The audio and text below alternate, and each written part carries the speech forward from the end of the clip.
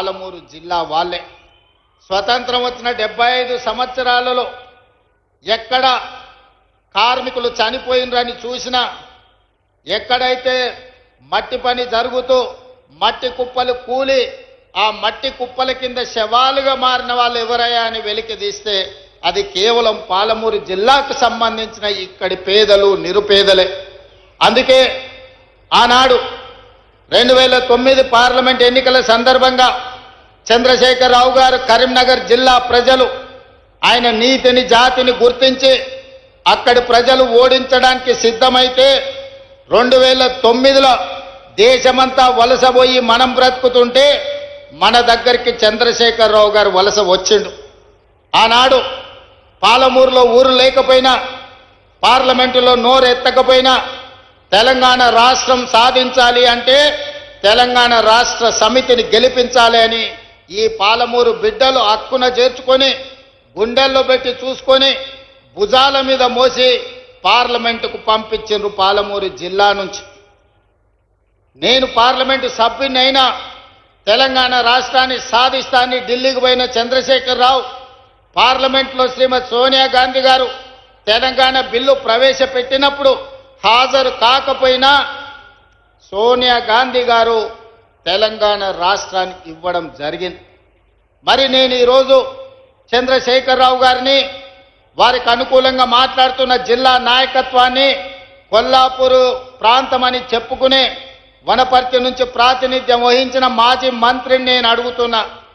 2014 June 2 నాడు తెలంగాణ రాష్ట్రం ఏర్పడిన తర్వాత 2009 రోజు గుండెల్లో పెట్టి చూసుకున్న పాలమూరు గడ్డకు చంద్రశేఖరరావు గారు ఇచ్చిందేంది, మీరు తీసుకొచ్చింది ఏంది అని నేను అడుగుతున్నా. ఇవాళ ఇదే కొల్లాపూర్ ప్రాంతంలో ఇంతకుముందు పెద్దలు జూపల్లి గారు చెప్పారు, కింద నుంచి చప్పట్లు కొడుతున్నారు, నేను వింటున్నా.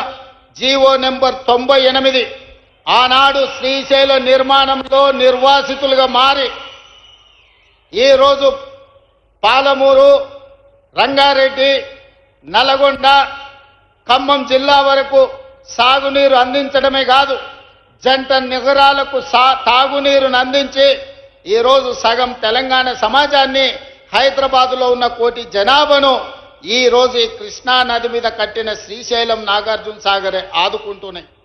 మరి ఆనాడు ముంపుకు గురైన ఈ 98 జీవో ఈ పేదలకు సంపూర్ణంగా సహకారాన్ని అందిస్తాని 2009-10లో కృష్ణానది మీద వరదలు వచ్చినప్పుడు నడిగడ్డ ప్రాంతంలో అలంపూరు గద్వాలలో ఇండ్లు కోల్పోయిన వాళ్లకు బంజారాహిల్స్లో నా ఇల్లు మీ ఇండ్లు కట్టిస్తా అని చంద్రశేఖరరావు గారు మాట ఇచ్చారు. మేము ఆయన బంజారాహిల్స్లో ఇల్లు అమ్మమనలేదు, ఎర్రవల్లిలో ఫామ్ హౌస్ ఇవ్వమనలేదు.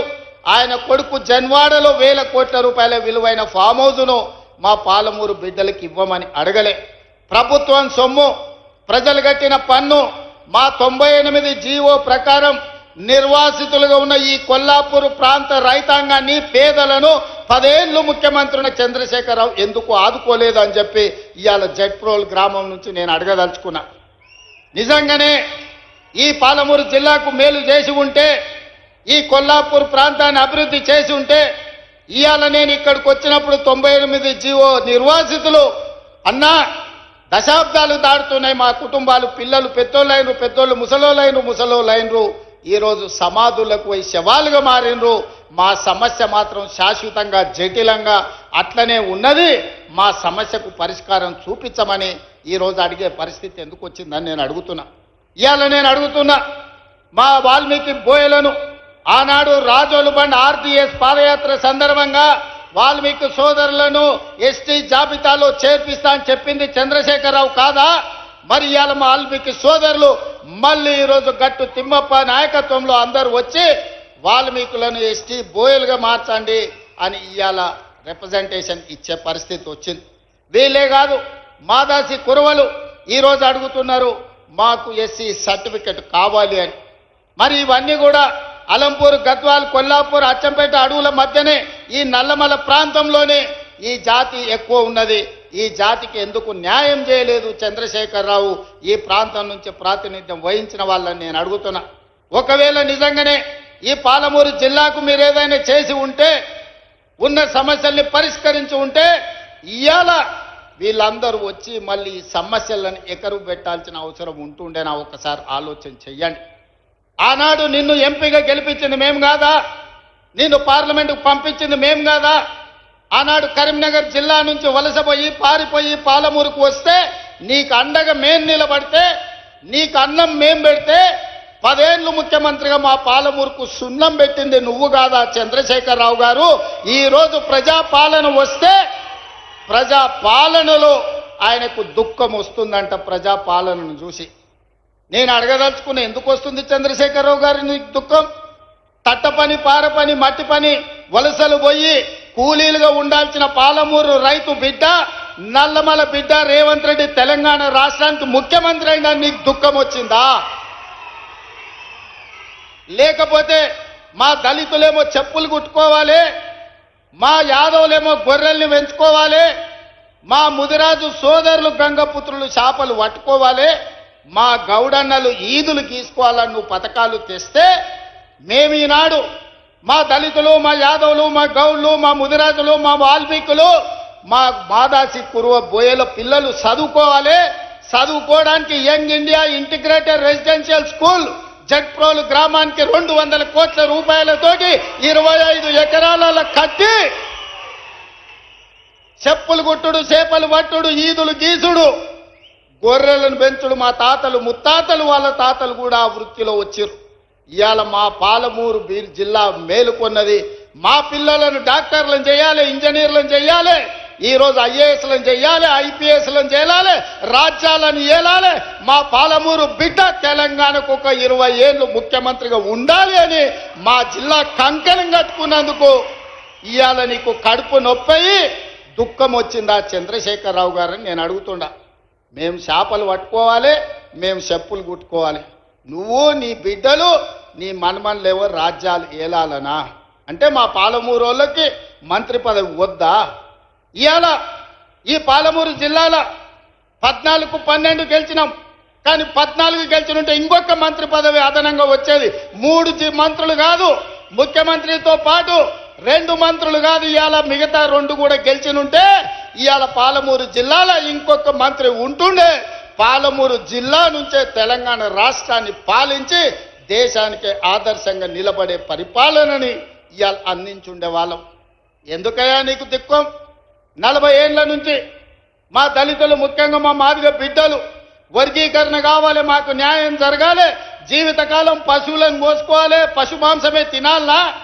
ఆ చర్మాన్ని తీసి చెప్పులు కుట్టి బతకాలనా?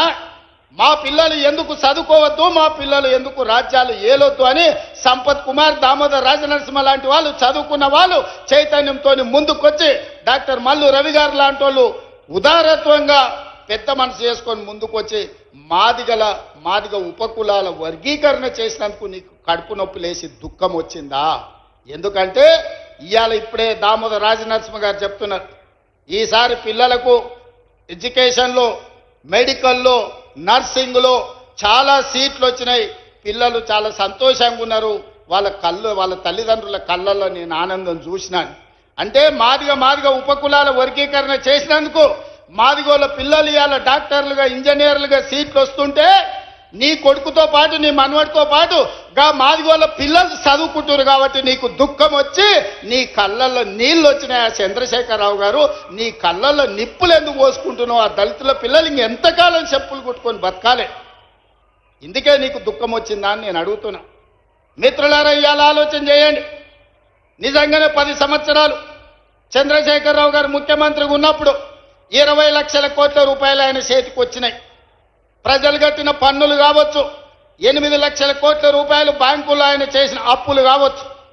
ఆనాడు అన్నాడు, ఉమ్మడి రాష్ట్రంలో తెలంగాణ ఉద్యమంలో, ఉమ్మడి రాష్ట్రంలో సమైక్య పాలనలో సీమాంధ్రులు మన సాగునీటి ప్రాజెక్టులు కట్టలేదు, నిర్లక్ష్యం చేసిండ్రు, అందుకే పాలమూరు జిల్లా ఎడారిగా మారింది. ఎడారిగా మారిన పాలమూరు జిల్లా నుంచి లక్షలాది భార్యాభర్తలు జంటలుగా వలసలు పోయినరు. నిజమే, ఆనాడు ఉమ్మడి రాష్ట్రంలో అన్యాయం జరిగింది. ఈ పక్కన కల్వకుర్తి మొదలుపెట్టి అక్కడ పెట్టి పోతిరెడ్డి పాడు ద్వారా వాళ్ళు తరలించకపోయినరు నీళ్లు. ఈ పక్కన జూరాల కావచ్చు, నెట్టంపాడు కావచ్చు, భీమా కావచ్చు, కల్వకుర్తి కావచ్చు, పాలమూరు రంగారెడ్డి కావచ్చు, ఇలాంటి ఎన్నో ప్రాజెక్టులు కట్టకుండా ఎస్ఎల్బిసి టన్నెల్ కావచ్చు, ఉమ్మడి రాష్ట్రంలో అన్యాయం జరిగింది. మా పొలాలకు నీళ్లు రాలే, మా ఎండిపోతున్న పొలాలను చూసి మా కళ్ళల్లో నీళ్లు దారగట్టినాయి.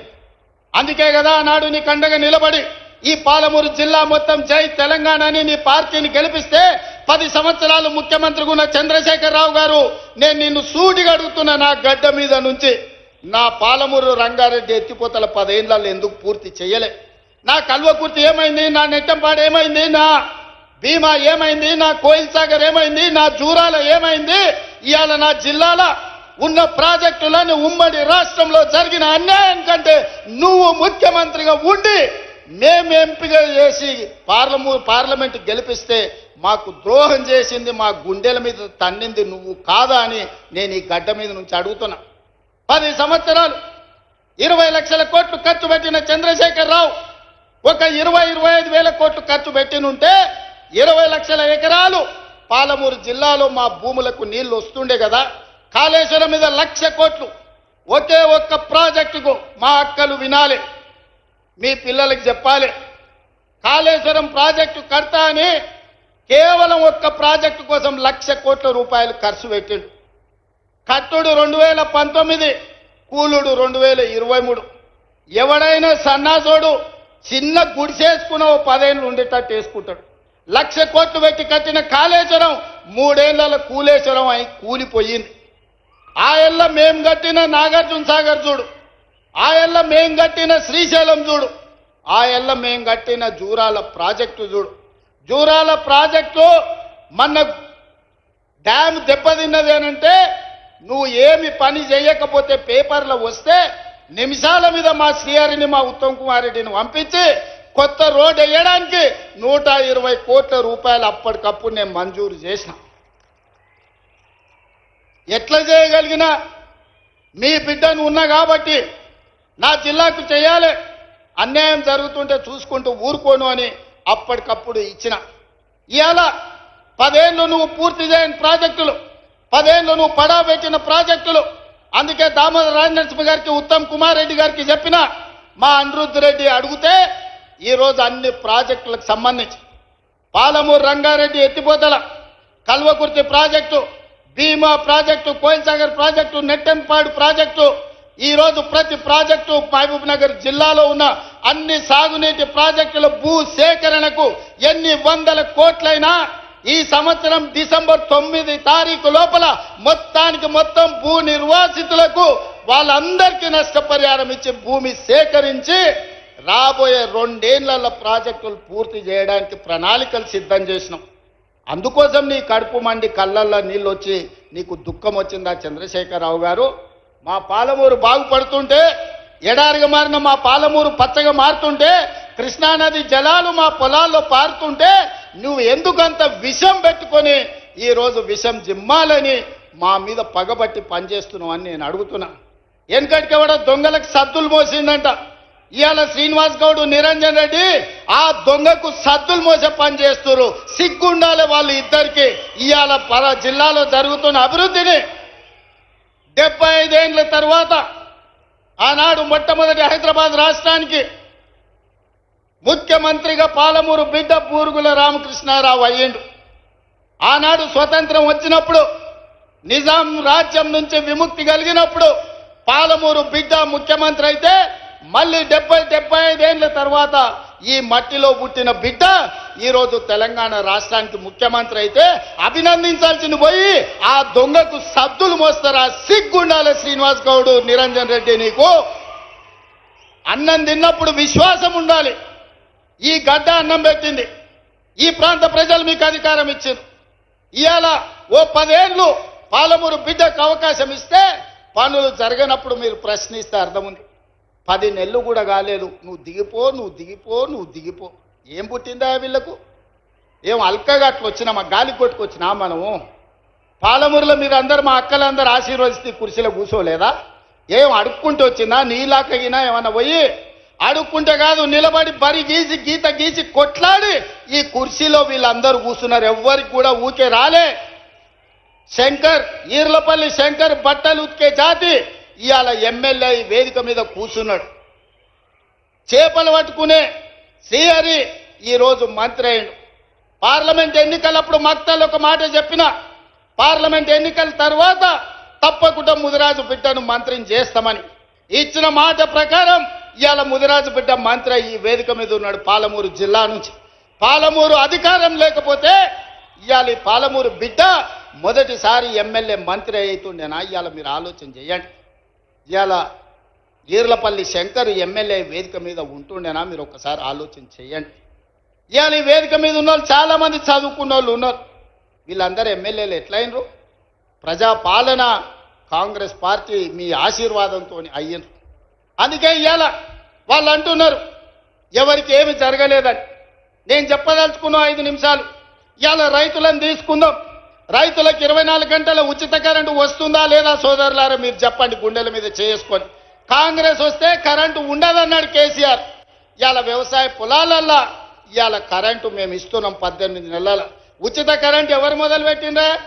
ఆనాడు 2004 ఎల్పీ స్టేడియంలో రాజశేఖర్ రెడ్డి గారు మొట్టమొదటి సంతకం శిలా శాసనంగా సోనియా గాంధీ గారి సమక్షంలో ఆనాడు రైతులకు ఉచిత కరెంటు ఇస్తామని చెప్పి సంతకం పెట్టి 1300 కోట్ల రూపాయల బిల్లులు అక్రమ కేసులు రైతుల మీద ఉంటే అన్నిటిని రద్దు చేసింది కాంగ్రెస్ పార్టీ కాదా? ఉచిత కరెంట్ అంటేనే కాంగ్రెస్ అంటేనే ఉచిత కరెంటు. ప్రజలకు ఇచ్చింది మేము, కొనసాగించింది మీరు.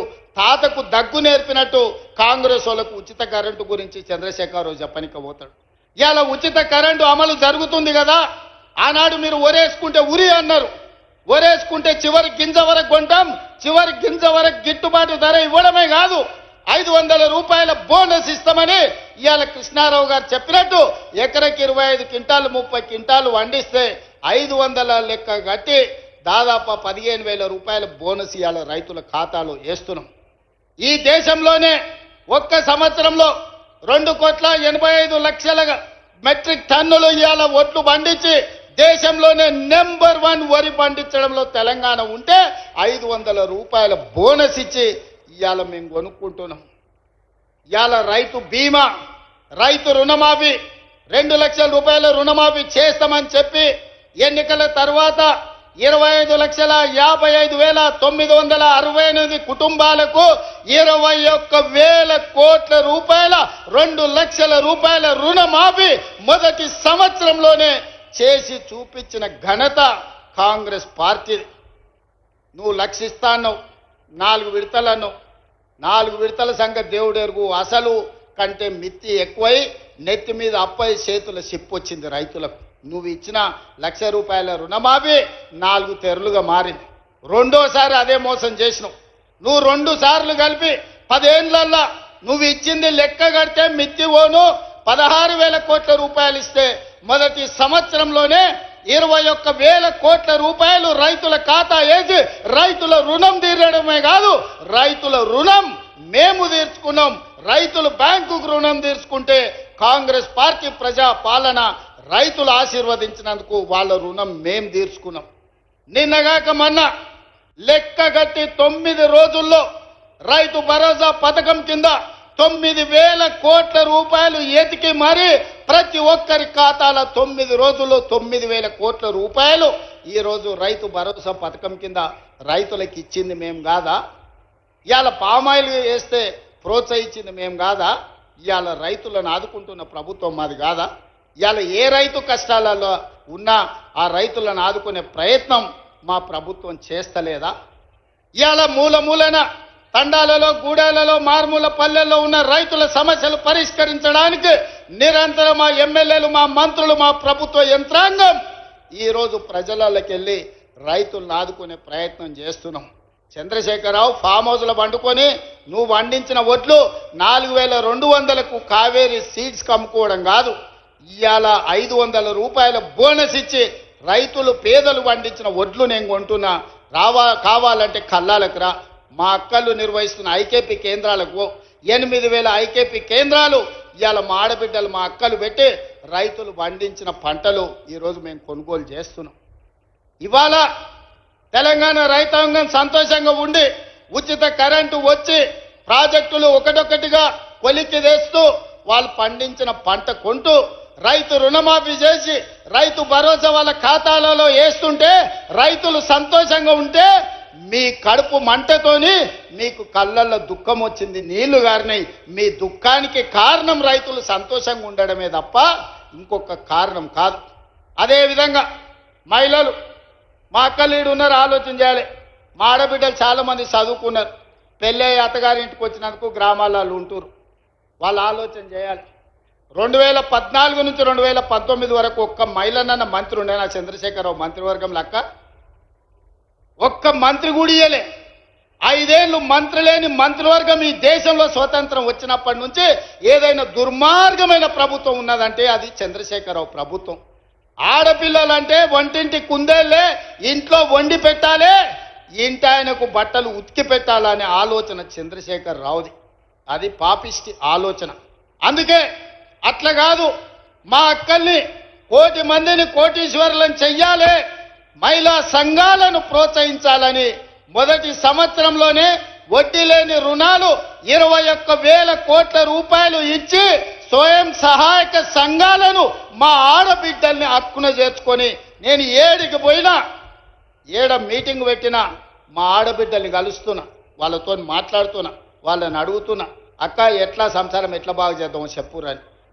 నేను గ్రామాల నుంచి వచ్చిన అక్క, ఈయనే ఒంగూరు మండలం పక్కనే కొండరెడ్డిపల్లి. నాకు తెలుసు నగదు అక్క దగ్గర ఉంటే పిల్లల చదువులకు వస్తాయి, ఇంటి ఖర్చులకు వస్తాయి. ఇంటి ఆయన చేతుల నగదు ఉంటే సాయంత్రం పోయి పాపిస్టోడు పెట్టిన బెల్ట్ షాపులు ఇచ్చొస్తాడు. అవునా కాదా అక్క చెప్పు? నువ్వేమన్నా పోకల డబ్బల్లో ఆనో ఇన్నో దాచుకుంటే సాయంత్రం అక్కడిక్కడ ఎత్తే అవి కూడా గుచ్చుకపోతాడు, ఇవ్వకపోతే 2 దెబ్బలు కూడా వేస్తాడు. ఆయన తెచ్చిన బెల్ట్ షాపులు అట్లుంటే నేను మా అక్కల చేతుల పెత్తనం పెట్టి పాఠశాలల పిల్లలకు బట్టలు గుట్టించేది కాంట్రాక్టర్లకు ఇచ్చి ఆయన కమిషన్లు కొట్టేస్తుంటే మా అక్కలకిచ్చి 1,30,00,000 జతల బట్టలు బడిపోయే పిల్లలకు కుట్టించి 75 రూపాయలు కుట్టుగూళ్ళు ఇచ్చి ఆ మిషన్లు మా అక్కల చేతికి ఇచ్చిన. అమ్మ ఆదర్శ పాఠశాల పేరు మీద పాఠశాలల నిర్వహణ మా అక్కల చేతిలో పెట్టిన. ఎందుకంటే మా గ్రామాలలో ఉండే పేదోళ్ళ ఆడబిడ్డలే సర్కారు బడికి పోతున్నారు. ఆ సర్కారు బడి ఎవరో అధికారి నిర్వహిస్తే అది చక్కగా ఉండదని అమ్మ ఆదర్శ పాఠశాల పెట్టి ఆడబిడ్డలకే చెప్పిన. పిల్లల అటెండెన్స్ మీ పంతులు తీసుకుంటే పంతుళ్ళ అటెండెన్స్ మా అక్కలు తీసుకునేటట్టు చేసిన. ఎందుకంటే పంతుళ్ళు అప్పుడప్పుడు వస్తుంటారు, రారు, మీరు లెక్క కట్టురి, వాళ్ళకి లక్షల కొద్ది జీతాలు ఇస్తున్నాం, వస్తురా లేదా మీరు చూడురా అని. బల్లె పిల్లలకు తాగనీకి మంచినీళ్ళు ఉన్నాయా? బాత్రూంలో ఆడపిల్లలు పోతే ఊరు మధ్యలో పడి ఉంటే ఆడపిల్ల బాత్రూమ్ పోవాలంటే కష్టంగా ఉంటుంది, ఆ బాత్రూంలు కట్టి ఆడబిడ్డలను ఆదుకోండి అని మా అక్కల చేతులు పెట్టిన బడి. ఇవాళ బల్ల నిర్వహణ మా ఆడబిడ్డల చేతులు పెట్టిన మాట వాస్తవం కాదా? ఇవాళ ప్రభుత్వ కార్యాలయాలలో క్యాంటీన్లు ఎవరి చేతుల్లో ఉంటే ఇందిరా మహిళా శక్తి క్యాంటీన్లని collector office, SP office, MRO office, ప్రభుత్వ దవాఖానాలు, సెక్రటేరియట్ నుంచి మొదలు పెడితే శిల్పారామం వరకు ఈరోజు ప్రభుత్వ కార్యాలయాలలో ఇందిరా మహిళా శక్తి క్యాంటీన్లు పెట్టి మా స్వయం సహాయక సంఘాలు మా ఆడబిడ్డల చేతుల్లో పెట్టి నగదు వాళ్ళ చేతుల్లో ఉండాలి, వాళ్ళు వ్యాపారాలు చెయ్యాలని ఈరోజు మీకు ఇచ్చిన మాట వాస్తవం కాదా? ఇవాళ నేను అడుగుతున్న చంద్రశేఖరరావును, ఏనాడన్నా పెట్రోల్ బంకులు మా ఆడబిడ్డలకు ఇవ్వాలని చూసినవా? రిలయన్స్కి ఇవ్వాలి పెట్రోల్ బంకులు, సోలార్ పవర్లు అదానికి ఇవ్వాలని నువ్వు మోడీ పోటీ పడితే ఇవాళ జిల్లా కేంద్రాలలో పెట్రోల్ బంకులకు ప్రభుత్వ స్థలం ఇచ్చి అవి నిర్వహించుకునే బాధ్యత మా అక్కలకిచ్చి ఇవాళ పెట్రోల్ బంకుల యజమానులను మా ఆడబిడ్డలు చేసినాం. రిలయన్స్ తోని పోటీ, అంబానీతోని పోటీ పడే విధంగా మా ఆడబిడ్డల్ని ఇవాళ తీర్చిదిద్దినం. ఇదే కాదు, ఈరోజు సోలార్ విద్యుత్తు ఇంటికి ఉచిత విద్యుత్తు తీసుకోవడం కాదు, ఇవాళ సోలార్ విద్యుత్తు అదానితో పోటీ పడే విధంగా 1000 మెగావాట్లు సోలార్ విద్యుత్ ఉత్పత్తి చేసే కాంట్రాక్టు ఒప్పందాలు మా ఆడబిడ్డలకి ఇచ్చి ఈరోజు ప్రభుత్వంతో ఒప్పందాలు చేసి కోట్ల రూపాయల వ్యాపారం సోలార్ విద్యుత్ ఉత్పత్తి ఈరోజు 1000 మెగావాట్లు మా ఆడబిడ్డలకి ఇవాళ ఇచ్చిన. మా అక్కలకి ఎప్పుడైనా నువ్వు ఇట్లా చేయాలని ఆలోచన చేసినవా చంద్రశేఖరరావు? నీకు ఆలోచన వచ్చిందా? పెట్రోల్ బంకులు ఇచ్చినాం, సోలార్ విద్యుత్ ప్లాంట్లు ఇచ్చినాం, ఆర్టీసీలో ఆడబిడ్డలకు ఉచిత ప్రయాణానికి సౌకర్యం కల్పించినాం. ఆ ఎలా మా అక్కలు కురుమూర్తి జాతర పోవాలంటే, లేకపోతే వనపర్తి నాగవరం జాతరకు పోవాలని, రాజనగరం జాతరకు పోవాలంటే ఇంటి ఆయన నగదు ఇవ్వాలి. ఆయన లేవుపో మళ్ళీ చూద్దామంటే మళ్ళీ ఎన్నడో వచ్చినాడు. అమ్మగారింటికి దసరాకో దీపాలకు పోయేస్తా అంటే ఇప్పుడు కిరాయి పైసలు ఏడున్నాయి పో అనేటోడు. అమ్మవారిని దర్శించుకోవాలన్నా, అమ్మగారి ఇంటికి పోవాలన్నా మా అక్కలు అడుక్కునే పరిస్థితి. ఇవాళ ఆర్టీసీ బస్సు, నేను మీ తమ్ముడు ముఖ్యమంత్రి అయినాక మా అక్కల్ని అందరు నడుతున్న, ఇక్కడ ఉన్నోళ్ళని అక్కడ ఉన్నోళ్ళని, ఒక్క రూపాయి ఎవరైనా అడిగినరా అక్క? బస్సుల్లో మిమ్మల్ని ఎవడన్నా మిమ్మల్ని రూపాయి అడిగితే మీ తమ్ముడు ఫోటో చూపించురు, ఇగో మా తమ్ముడు ఈడు ఉన్నాడు, పోయి మా రేవంత్ దగ్గర తీసుకోపోండి అమ్మా, మా కిరాయి పైసలు మా తమ్ముడు ఇస్తాడని. ఇవాళ ఏడికి పోయినా మీకు ఉచితంగా బస్సులో పోయే ప్రయాణం మీ తమ్ముడు తెచ్చిండు కదా అక్క, తెచ్చిండా లేదా? స్వతంత్రం వచ్చినప్పటి నుంచి ఎప్పుడైనా ఆడబిడ్డలు ఆర్టీసీలో ఉచితంగా ప్రయాణం చేసిండ్రా? ఇవాళ మా అక్కలకు ఉచిత ప్రయాణానికి 6,500 కోట్లు ఖర్చు పెట్టిన ఈ 18 నెలల. ఇవాళ బస్సులో ఉచిత ప్రయాణమే కాదు, ఆనాడు ఆర్టీసీకి ప్రైవేటు పెద్ద కంపెనీలు బస్సులు కొని కిరాయికి పెట్టి కోట్ల రూపాయలు వాళ్ళు సంపాదించుకుంటారు. అరే నీ అమ్మ, ఇట్లా ఎవడో సంపాదించుకునేది ఎందుకని ఇవాళ 1000 బస్సులు మా సంఘాలకు కొనిచ్చి ఆర్టీసీ కిరాయికి పెట్టినాం. మా అక్కలందరూ ఇవాళ 1000 బస్సులకు యజమానులైనరు. ఉచితంగా బస్సు ప్రయాణం కాదు, 1000 బస్సులకు యజమానులై ఈ బస్సులు మావి అని మా ఆడబిడ్డలు ధైర్యంగా గుండె మీద చేసుకొని చెప్పేటట్టు ఇవాళ తీర్చిదిద్దిన మా అక్కల కోసం నేను కష్టపడుతున్నాను. ఎందుకంటే ఇంట్లో అక్క కష్టం నాకు తెలుసు. అదేవిధంగా చంద్రశేఖరరావు ఆయన కొడుకు సెల్ఫీలు దిగుతారు, సెల్ఫీ డబ్బాలు కొడతారు. ఏడా కాంగ్రెస్ కట్టిన శిల్పారామం దగ్గర ఐటీ కంపెనీలు తెచ్చినా భూములు ఇచ్చినా అంటాడు. నువ్వు ఐటీ కంపెనీలు తెచ్చి భూములు ఇచ్చినవో లేదో కానీ మా ఇందిరా మహిళా శక్తికి 100 కోట్ల రూపాయల భూమి హైటెక్ సిటీ పక్కన శిల్పారామాన్ని ఆనుకొని ఎకరాల కొద్ది భూమి ఇచ్చి 150 షాపులు తెరిపించి గ్రామాలల్లా, తండాలల్లా, గూడాలల్లా మా ఆడబిడ్డలు తయారు చేసిన వస్తువులు, తిను బండారాలు ఇవాళ శిల్పారామం పక్కన ఈరోజు ప్రదర్శన పెట్టి ప్రపంచంతోనే మా ఆడబిడ్డలు పోటీ పడుతున్నారు.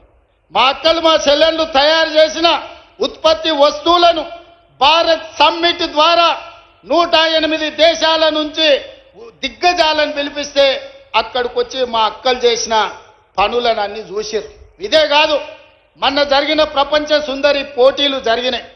ప్రపంచంలోనే సుందర పోటీలు హైదరాబాద్లో జరిగితే 118 దేశాల నుంచి వచ్చిన వాళ్ళు అక్కడ స్టాల్స్, ఇందిరా మహిళా శక్తి స్టాల్స్ మా అక్కలు నిర్వహిస్తుంటే అక్కడికి వచ్చి 3 గంటలు ఉండి మా అక్కలు వ్యాపారం ఎట్లా చేస్తుర్రు, మా అక్కలు వస్తువులు ఎట్లా ఉత్పత్తి చేస్తుర్రు ప్రపంచ దేశాల నుంచి వచ్చి చూసి మా అక్కల నుంచి నేర్చుకొని పోయినరు. ఎన్నడన్నా చంద్రశేఖరరావు నువ్వు ఆలోచన చేసినవా? నీ బిడ్డకు బంజారాహిల్స్లో బంగ్లా కట్టాలనుకున్నావు, నీ కొడుకు జన్వాడలో ఫామ్ హౌస్ కట్టియాలనుకున్నావు, కానీ మా ఆడబిడ్డలకు హైటెక్ సిటీ పక్కన వ్యాపారం చేసుకోవడానికి నువ్వు ఏదైనా ఒక గుంట భూమి అయినా, ఒక గజం భూమి అయినా ఇవ్వాలనుకున్నావా? 3.5 ఎకరాలు నేను 100 కోట్ల రూపాయల భూమి మా అక్కలకిచ్చి 150 షాపులు కట్టి వాళ్ళు ఉత్పత్తి చేసే వస్తువులను అక్కడ ప్రపంచ దేశాలకి ఎగుమతి చేసే విధంగా ఇవాళ మా అక్కలను తీర్చిదిద్దే ప్రయత్నం చేస్తున్నా. అందుకే నేను చెప్పిన నా జీవిత లక్ష్యం 2035 నాటికి దేశంలో మన తెలంగాణ $1 ట్రిలియన్ ఎకానమీ చెయ్యాలంటే మా 1 కోటి మంది ఆడబిడ్డలు కోటీశ్వర్లు కావాలని ఒక లక్ష్యంగా పనిచేస్తున్నా. ఇవాళ 67 లక్షల మందిని కాదు, 1 కోటి మంది ఆడబిడ్డల్ని సంఘాలలో చేరండి, 1 కోటి మంది ఆడబిడ్డల్ని 10 ఏళ్ల కోటీశ్వర్లను చేసి మీరు కోటీశ్వరులమని గర్వంగా చెప్పుకోవడానికి ఇవాళ ప్రణాళికలు వేసి ప్రజాపాలనలో, ఇందిరమ్మ రాజ్యంలో ఇవాళ మా అక్కలను కోటీశ్వరులను చేయాలని నేను చూస్తున్నా. ఎన్నడన్నా ఈ ఆడబిడ్డల చేతుల 10 రూపాయలు ఉండాలని నువ్వు ఆలోచన చేసినావా చంద్రశేఖరరావు? ఎప్పుడన్నా నువ్వు మానవత్వంతో ఒక్క ఆలోచన చేసినవా? ఇవాళ మేము ఆలోచన చేసినాం, మా ఆడబిడ్డల్ని గుర్తించినాం, వాళ్ళకి గౌరవం ఇచ్చినాం, వాళ్ళకి బస్సు ఇచ్చినాం, విద్యుత్ ఇచ్చినాం, పెట్రోల్ బంక్ ఇచ్చినాం, హైటెక్ సిటీ పక్కన భూములు ఇచ్చినాం, వ్యాపారాలు ఇచ్చినాం, బట్టలు కుట్టేది ఇచ్చినాం, బడి మీద పెత్తనం ఇచ్చినాం. 18 నెలల్లో ఈ దేశంలో ఎవరైనా ఆడబిడ్డల కోసం ఇన్ని మంచి పనులు ఎవరైనా చేసిన వాళ్ళు ఉంటే ఎవరో ఏ రాష్ట్రమో పోటీ పెట్టండి. తెలంగాణ రాష్ట్రం నుంచి మా సీతక్కను, మా కొండా సురేఖను, మా సోదరిమణులను పంపిస్తా, వాళ్ళతో చర్చ చేయండి. ఇవాళ అక్కలను అందరినీ కూడా ఈరోజు చైతన్యవంతులను చేసి వాళ్ళ పిల్లల్ని చదివించుకునేటట్టు చేసి ఇవాళ మనం ఒక దిశగా వెళ్తుంటే చంద్రశేఖరరావు కుటుంబానికి దుఃఖం వచ్చింది, ఆరోగ్యం పాడైంది, దావకాండ్లో పోయి షరీక్ అవుతారు. నేనేం చేస్తానే? నీ కడుపు నుండే విషం పెట్టుకుంటే నేనేం చేస్తా? డాక్టర్లు కోసి తీసి విషం తీసి బయట వేస్తారు, అంతేనా? కడుపులో విషం ఉంటే డాక్టర్ ఏం చేస్తాడు? దవాఖాన పోతే కోసి విషం తీసి బయట వేస్తాడు. కడుపులో కంతి అయితే ఏం చేస్తారు? అక్క దవాఖాన పోతే మనకు తెలుసు కదా, ఊర్లలో కడుపులో గడ్డ అయింది అనుకో, ఆ గడ్డ కోసి తీసి బయట వేస్తారు. మీ కడుపులో విషం నింపుకుంటే ఏం చేస్తారు? దవాఖాన పోతే కోసి బయట వేస్తారు. ఇలా కడుపు నిండా విషం పెట్టుకొని మా ఆడబిడ్డల అభ్యున్నతి మీద ఇవాళ దుఃఖం గురించి మాట్లాడుతారు. ఇక నిరుద్యోగ యువకులు, ఆనాడు అగ్గికి ఆవుతైన వాళ్ళు కొందరు, ఉరి కొయ్యలకు వేలాడి ఉరేసుకున్న వాళ్ళు ఇంకొందరు, రైలుకు ఎదురేగి ప్రాణ త్యాగాలు చేసిన వాళ్ళు ఇంకొందరు. తెలంగాణ ఉద్యమంలో ఉస్మానియా కాకతీయ యూనివర్సిటీల విద్యార్థులు వీరులై ఆకాశానికి ఎగిరినరు, తారలై ఆకాశంలో మెరిసినరు తెలంగాణ రాష్ట్రం కోసం. వాళ్ళు కొట్లాడిందే కొలువుల కోసం. 2 లక్షల కొలువులు ఖాళీలు ఉంటే ఆ కొలువులు నింపలే. నీ బిడ్డ ఎంపీ కొడిపోతే ఎంబడే ఎమ్మెల్సీ ఇచ్చినావు. నీ చుట్టం వినోద్ రావును బండకేసి కొట్టే ఎంబడే ప్రభుత్వంలో ఇంకొక క్యాబినెట్ ర్యాంకు పదవి ఇచ్చినావు. నీ కొడుకుకు మంత్రి ఇచ్చినావు, నీ అల్లునికి మంత్రి ఇచ్చినావు, నీ సడ్డకును కొడుకుకి రాజ్యసభ ఇచ్చినావు, నీ ఇంటి నిండా కొలువులు ఇచ్చుకున్నావు. కానీ మా చదువుకున్న పేదోళ్ళ పిల్లలకు ఎక్కడైనా కొలువులు ఇచ్చినవా? ప్రజాపాలన ఇందిరమ్మ రాజ్యంలో మొదటి సంవత్సరంలోనే 60,000 ప్రభుత్వ ఉద్యోగాలు నేనిచ్చిన. ఎల్బీ స్టేడియంలో లెక్క తప్పంటారని, తప్పుడు కూతలు కూస్తారని కుటుంబాలతో సహా ఉద్యోగాలు వచ్చిన పిల్లల్నే కాదు వాళ్ళ తల్లిదండ్రులను కూడా పిలిపించి ఎల్బీ స్టేడియంలో మేము ఎక్కడ ప్రమాణ స్వీకారం చేసినామో గక్కనే 60,000 మంది ప్రభుత్వ ఉద్యోగాలు కొలువులు ఇచ్చి 60,000 ఉద్యోగాలు ఇచ్చిన లెక్క కట్టుకో. ఒక్క తలకాయ తక్కువ ఉంటే నువ్వు వచ్చి నన్నాడు కానీ సవాలు విసిరిన ఆ సన్నాసి దాని గురించి మాట్లాడు. ఇప్పుడు కూడా నేను చెప్తున్నా, 2.5 సంవత్సరాలు పూర్తి చేసుకునే లోపల మా పరిపాలన 2.5 సంవత్సరాలు పూర్తి చేసుకునే లోపల ఇంకా 40,000 ఉద్యోగాలు ఇచ్చి మొదటి అర్ధ భాగంలో 1,00,000 ప్రభుత్వ కొలువులు ఇచ్చి దేశానికే ఆదర్శంగా నిలబడి తెలంగాణ మోడల్ అంటే ఇదిరా, తెలంగాణ రాష్ట్రంలో నిరుద్యోగులను ఆదుకునే సోదరుడు ఉన్నాడు, ప్రభుత్వ కొలువులు వస్తాయి, చదువుకున్న పిల్లలకు వాళ్ళ కులాలు చేపలు పట్టుడు చెప్పులు గుట్టుడు కాదు, వాళ్ళు ప్రభుత్వ కొలువులు చేస్తే వాళ్ళ తల్లిదండ్రుల జీవితాలు మారుతాయి. ఉపాధి హామీ కూలికి పోయి రూపాయి కూడబెట్టి పిల్లలకు కోచింగ్ సెంటర్లలో ఫీజులు కట్టనికే మెడ మీద ఉన్న తాలి అమ్మిన తల్లిదండ్రులు నాకు చాలామంది తెలుసు. వాళ్ళ కష్టాలు తీరాలని, వాళ్ళ పిల్లలు పీజీలు పిహెచ్డీలు చదవాలని, డాక్టర్లు లాయర్లు కావాలని, తమ జీవితాలలో వెలుగు రావాలని కోట్లాది మంది పేదలు గ్రామాలలో కలలు కన్నారు. అందుకే ఆ పిల్లల కోసం సర్కారు కొలువుల కోసం ఎదురు చూడకుండా ఎంబడెంబడే నోటిఫికేషన్లు ఇచ్చి ఈరోజు ఉద్యోగాలు ఇస్తున్నాం. మధ్యలో కొంత ఆలస్యమైంది, ఎందుకంటే మా దామన్న సుప్రీంకోర్టు నుంచి ఆర్డర్ తెచ్చిండు. మాదిగ ఉపకులాల వర్గీకరణ జరగాలని సుప్రీంకోర్టు ఆదేశం ఇచ్చింది.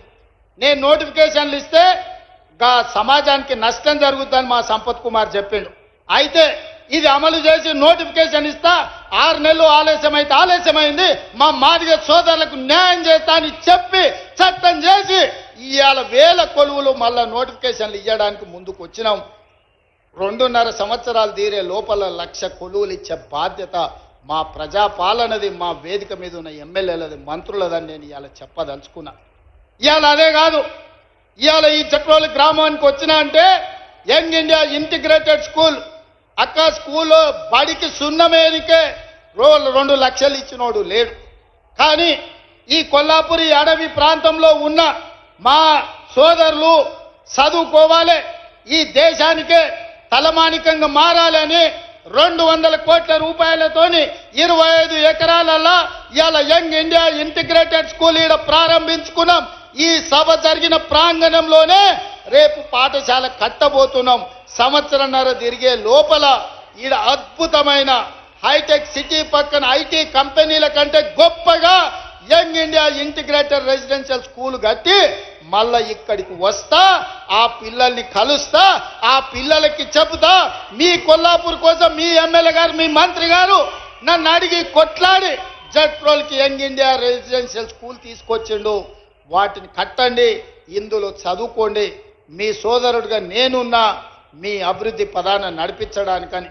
ఇదే కాదు, ఈ 18 నెలల్లో ఇతర దేశాలు పర్యటనలు చేసి ఇతర రాష్ట్రాలు ఇతర దేశాల నుంచి 3 లక్షల కోట్ల రూపాయల పెట్టుబడులు తెచ్చి 1 లక్ష పైగా ప్రైవేటు ఉద్యోగాలు ఈరోజు మన రాష్ట్రంలో ఇచ్చినాం.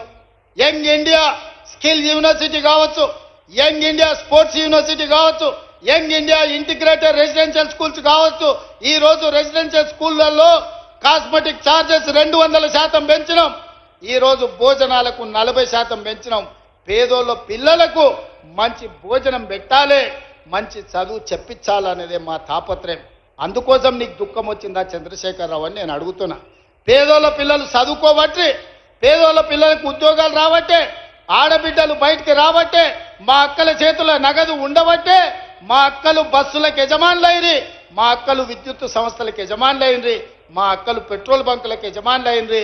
ఇవాళ అందరూ బాగుపడుతుంటే ఇంకా మమ్మల్ని అడిగేటోడు ఎవడని ఆయన దుఃఖపడుతున్నాడు. అందుకే నీ దుఃఖం 10 ఏళ్ళ వరకు అట్లనే ఉంటుంది. అది పెరిగి పెద్దదై భూతమై నిన్ను కబలిస్తే తప్ప నీకు విముక్తి లేదు. నువ్వు శాపగ్రస్తుడివి చంద్రశేఖరరావు. నీ కళ్ళ ముందల్నే తెలంగాణ అభివృద్ధి చెందుతుంది. అభివృద్ధి చేసే బాధ్యత మేం తీసుకుంటాం.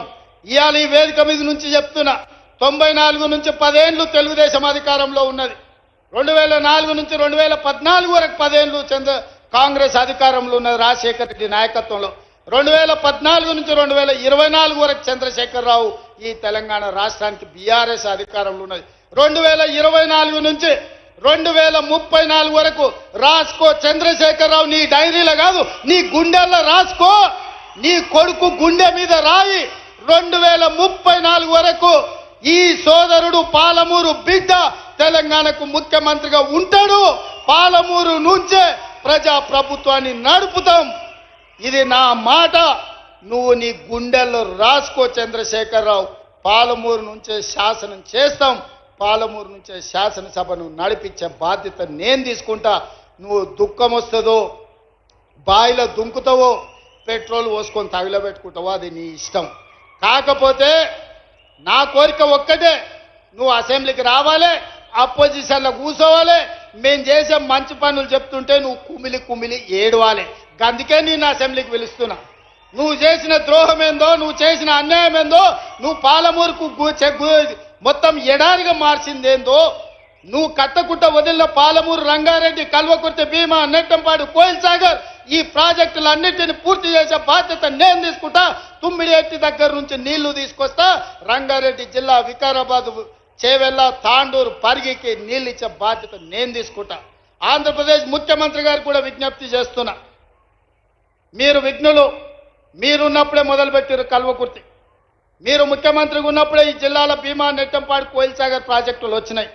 మీరు ప్రధాన ప్రతిపక్ష నాయకుడిగా ఉన్నప్పుడే పాలమూరు, రంగారెడ్డి ఎత్తిపోతల పనులు ప్రారంభమైనాయి. మరి మీరు ముఖ్యమంత్రిగా 10 ఏళ్ళు, ప్రతిపక్ష నాయకుడిగా 10 ఏళ్ళు ఉన్నప్పుడు మొదలుపెట్టిన ప్రాజెక్టులను మీరు అడ్డుకోవడం ఏ మేరకు న్యాయం? చంద్రశేఖరరావు గారు కట్టకపోతే చంద్రబాబు నాయుడు గారు అడ్డుకుంటే న్యాయమా? అందుకే చంద్రబాబు నాయుడు గారికి విజ్ఞప్తి చేస్తున్నా, మా పాలమూరు, రంగారెడ్డి ఎత్తిపోతలకు అడ్డం పడవద్దు, మా డిండి ప్రాజెక్టును అడ్డుకోవద్దు, మా కల్వకుర్తి, మా భీమా, మా నెట్టంపాడు, మా కోయిల్ సాగర్ మీరు అడ్డుకోవద్దు. ఒకనాడు పాలమూరు జిల్లాను మీరు దత్తత తీసుకున్నా అని చెప్పారు. మీరు బాధ్యతగా ఉండండి, మమ్మల్ని బ్రతకనియండి, మా ప్రాజెక్టులు పూర్తి చేసుకోనివ్వండి. ఆనాడు ఉమ్మడి రాష్ట్రంలో శ్రీశైలం వెనకాల నుండి 4 టీఎంసీల నీళ్లు తీసుకెళ్లేది ఉంటే ఇవాళ 9.5 టీఎంసీలు నీళ్లు తీసుకెళ్లడానికి మీరు ప్రాజెక్టులు పెట్టుకున్నారు.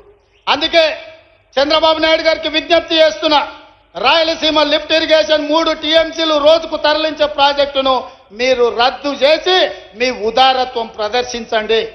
మీరు 2 రాష్ట్రాలను సమానంగా తెలుగు వాళ్ళని అభివృద్ధి చేయాలన్న ఆలోచనతో ఉన్నది నిజమైతే రాయలసీమ లిఫ్ట్ ఇరిగేషన్ ప్రాజెక్టును రద్దు చేయండి.